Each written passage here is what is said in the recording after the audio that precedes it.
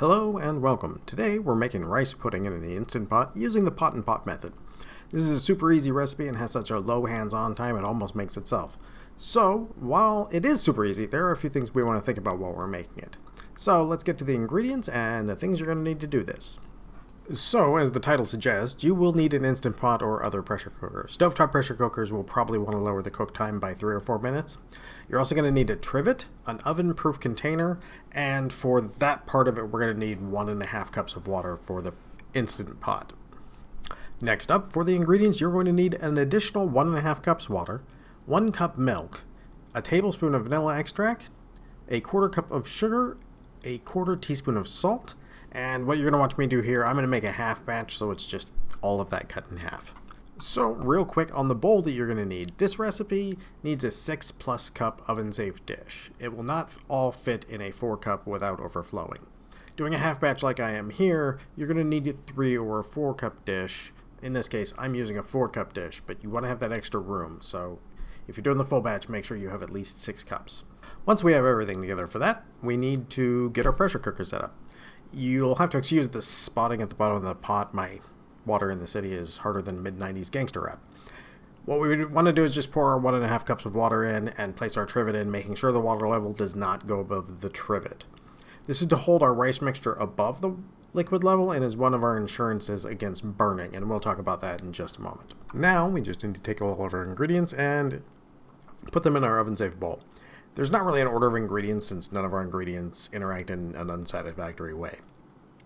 Since everything except the rice is going to dissolve in liquids, the only thing you really need to do is give it a good stir to get the mix a bit more spread out, and that way their flavors might be more even. Oh yeah, I am using vanilla powder here instead of extract, as I find vanilla powder has a more complex flavor than extracts do. But you may want to add an extra half tablespoon of the powder if you do this, because it's not quite as potent in flavor. If you're enjoying this video and have not already subscribed, subscribe for more like it. Once we have everything mixed and ready to go, we just lower our container onto the trivet. Oh yeah, I almost forgot that I am using a 6-quart Instant Pot here. If you're using a different one, you may have to use a slightly different amount of water inside. You just want to make sure the water does not go above the trivet. Now we're going to want to set our pressure cooker to high and our cook time to 25 minutes. I also use a natural release on this when I make it, so we're looking at a prep time of about 5 to 8 minutes, pressure cooker heat up time 8 to 10 minutes, plus a cook time of about 25 minutes, and then a natural release of about 20 to 25 minutes.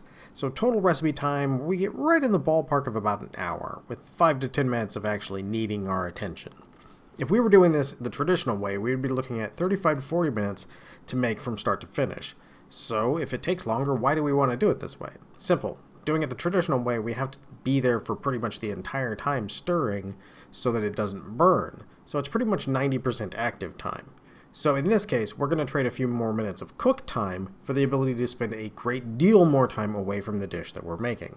This also helps to prevent those times where you spend so much time cooking something that by the time it's ready, you're just suffering fatigue from smelling it for so long and you really don't feel like eating it anymore.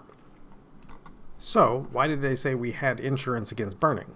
By using the pot and pot method, we move the cooking from the direct heat, like you see here, to an indirect heat, like you see here. The steam will only get to around 250 degrees, so we know it won't reach the scorch point of the rice mixture. The air is also saturated with moisture, so very little will be evaporating from the cooking bowl. Because of that, as long as we use a rational cook time, we remove pretty much all the chances of burning. We are basically using the Instant Pot as an extremely humid mini oven with a really low max temperature right now. Now, once your natural release is all done, we only have a few more things to take care of. First, how do you like your rice pudding? This recipe we are using makes its sauce component very, very thick, making it into a very thick porridge in consistency. This thickness would typically be used when it's being served as a meal rather than a dessert. I designed this recipe to accommodate that, but also allow it to be made into the more American version by adding milk and cream slowly and turning it into the pudding-like texture you might recognize. You just want to add and mix a little bit as you go until you get the texture that's perfect. Both versions are typically topped with a cinnamon and sugar mixture, and once you have that on there, you are ready to go. So, after the designated eaters adjusted the cinnamon and sugar to a mixture that I am told is a more appropriate amount, we are actually done. I made this on the thick side, like I said, so you can get either the more lunch and breakfast-like thicker texture, or you can get the more dessert-like pudding texture. And it works well for both of these. This also lets you have the people that eat it adjust it to the way they like if you have people who are picky eaters around. So everyone gets the version that they like. For those of you who are still here, I want to thank you all for watching and sharing the videos, and I hope you have a great day and a great meal.